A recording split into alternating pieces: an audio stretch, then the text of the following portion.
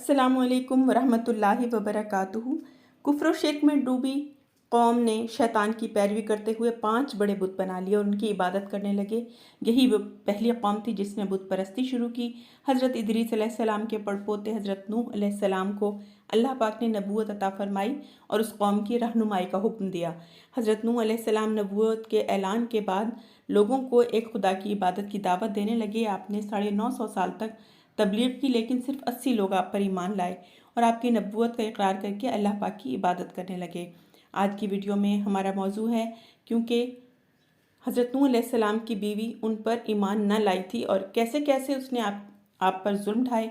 आपकी बीवी कैसे आपके बेटों को भी बरगलाती रही और अपने ही बाप के ख़िलाफ़ इस्तेमाल करती रही।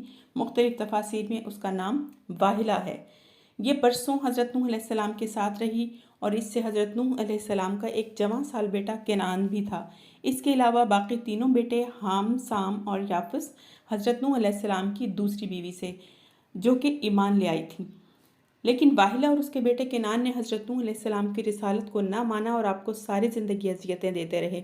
जब हज़रत नूह अलैहिस्सलाम ने ऐलान नबूवत फरमाया तो कौम के लोगों ने आपकी दोनों बीवियों के रिश्तेदारों को इकट्ठा किया और हज़रत नूह अलैहिस्सलाम के घर भेज दिया कि वो इस नए दीन की दावत देना बंद कर दें, नहीं तो पूरी कौम मिलकर नूह के घर का घेराव कर लेगी। रिवायात में आता है कि जैसे ही अपने रिश्तेदारों को वाहिला ने देखा तो ऐलान कर दिया कि मैं और मेरा बेटा केनान नूह की कभी भी पैरवी नहीं करेंगे। और वाहिला ने अपने कौम से वादा किया कि वह नूह को इस नए दीन की तबलीग से ज़रूर रोक देगी।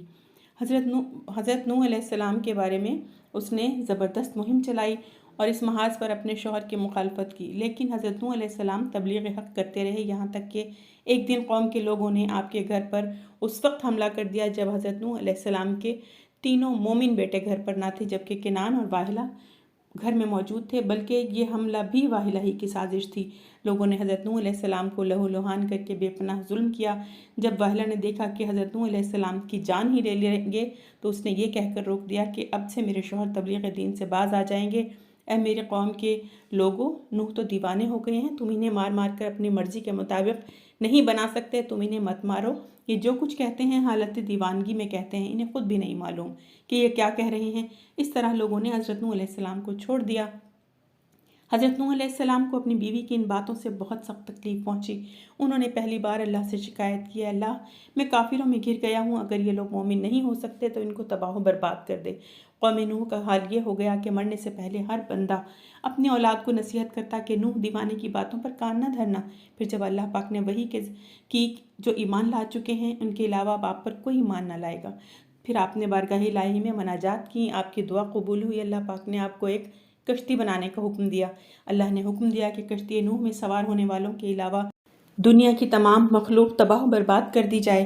कुरान पाक में इरशाद बारी ताला है, और नूह को वही हुई कि तुम्हारे कौम से मुसलमान न होंगे मगर जितने ईमान ला चुके, तो गम न खा उस पर जो वो करते हैं और कश्ती बना हमारे सामने हमारे हुक्म से और जालिमों के बारे में परेशान ना हो।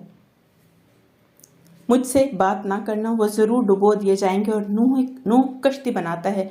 फिर जब उसके कौम के सरदार उस पर गुजरते और उस पर हंसते हैं तो आप बोले कि अगर तुम हंसते हो हम पर तो एक वक्त हम तुम पर हंसेंगे जैसा तुम हम पर हंसते हो। अब जान जाओगे कि किस पर आता है वो अजाब कि उसे रुस्वा करते और उतरता है वो अजाब जो हमेशा रहे। आपने अल्लाह के हुक्म से शहर के बाहर कश्ती बनाने का इरादा किया। अभी तूफान आने में 200 साल बाकी थे। फिर आप अलैहिस्सलाम को कश्ती बनाने के लिए लकड़ी की ज़रूरत भी थी, लिहाजा आप अलैहिस्सलाम ने लकड़ी हासिल करने के गर्ज से सागवान नामी कुछ दरख्त लगाए जिसकी लकड़ी बहुत मजबूत होती है। ये दरख्त 100 साल में तैयार हुए। इसके बाद आप अलैहिस्सलाम ने ईमान लाने वालों के साथ मिलकर दुनिया की पहली कश्ती बनाने का काम शुरू किया। कश्ती की तैयारी के दौरान आपकी कौम ने आपको बहुत तकालीफ दी, यहाँ तक कि कश्ती पर फुजला भी करते रहे, लेकिन आप सब कुछ बर्दाश्त करते रहे, कश्ती की तैयारी में लगे रहे। अपनी कौम की तरह वाहिला भी हज़रत नूह अलैहिस्सलाम को कश्ती बनाने से रोकना चाहती थी। इसलिए वाहिला रोज़ रात को अपने बेटे किनान के साथ आती और कश्ती में जगह जगह सुराख कर जाती। ये उसका रोज़ का मामूल बन गया। हज़रत नूह अलैहिस्सलाम जब सुबह कश्ती को देखते तो बहुत परेशान होते। जब लोगों से पूछते तो लोग कहते हैं हमें तुम्हारे तख्तों से कोई दिलचस्पी नहीं। खैर, एक दिन हज़रत नूह अलैहिस्सलाम ने सारा दिन तख्तों को जोड़ने में लगाया। शाम को अल्लाह पाक से दुआ की, है मेरे अल्लाह, जो भी आज रात मेरे इन तख्तों में सुराख करे तो उसके हाथों को बेजान कर दे। صبح جب حضرت نوح علیہ السلام نے دیکھا کہ پھر سے تختوں میں سوراخ ہے تو آپ اپنے قوم میں سے بے جان ہاتھوں والا شخص ڈھونڈنے لگے۔ پھر بہت تلاش کے بعد بھی جب انہیں بے جان ہاتھ والا شخص نہ ملا تو آپ اپنے گھر واپس لوٹ آئے۔ گھر جاتے ہی دیکھا کہ بیوی نے ایک ہاتھ کو چادر میں چھپا رکھا ہے۔ آپ فوراً سمجھ گئے کہ یہی وہ عورت ہے جو روز سوراخ کرتی تھی۔ آپ کو یہ جان کر بہت رنج ہوا کہ میری اپنی ہی بیوی میرے اتنا خلاف ہے۔ خیر آپ نے اس کو خبردار کر دیا کہ ابھی تو صرف ہاتھ بے جان ہوا ہے، اگر دوبارہ میری کشتی کا نقصان کیا تو پورا جسم ہی بے جان ہو جائے گا۔ کم و بیش 100 سالوں میں کشتی تیار ہو جاتی ہے۔ یہ کشتی 300 گز لمبی، 50 گز چوڑی اور 30 گز اونچی تھی۔ پھر جب طوفان نوح شروع ہوا، حضرت نوح علیہ السلام نے کشتی میں درندوں، چرندوں اور پرندوں اور قسم کے حشرات الارض کا ایک ایک جوڑا نر اور مادہ سوار کر دیا۔ خود آپ اور آپ کے تینوں فرزند حام، سام اور یافس اور ان تینوں کی بیویوں اور آپ کی مومنہ بیوی اور 72 مومنین مرد و عورت، کل 80 انسان کشتی میں سوار ہو گئے۔ پھر حضرت نوح علیہ السلام نے اپنی نافرمان بیوی کو بھی کشتی میں سوار ہونے کی دعوت دیتے ہوئے کہا کہ تو بھی کشتی پر سوار ہو جا۔ تو بیوی نے کہا کہ تمہاری باتوں پر کون اعتبار کرے جبکہ پوری قوم تم کو جھٹلا رہی ہے۔ حضرت نوح علیہ السلام نے کہا تم میری گمراہ قوم میں مت شامل رہو، تم میرا کہنا مانو اور کشتی پر سوار ہو جاؤ۔ لیکن بیوی نے انکار کر دیا، اور وہ اقرار کرتی بھی کیسے؟ وہ تو حضرت نوح علیہ السلام کی نبوت کی شروع ہی سے قائل نہ تھی اور وہ مسلسل اپنی گمراہ قوم کا ساتھ دے رہی تھی۔ بیوی سے مایوس ہونے کے بعد بیٹے کنعان سے کہا تم کشتی میں آ جاؤ، تو اس نے صاف انکار کر دیا اور آخر آپ کی بیوی واحلہ اور بیٹا کنعان دونوں کشتی میں سوار نہ ہوئے اور طوفان میں غرق ہو گئے۔ اس میں کوئی شک نہیں کہ حضرت نوح علیہ السلام کی قوم، ان کا بیٹا اور بیوی اللہ پاک کی نافرمانیوں کی وجہ سے غرق ہوئی۔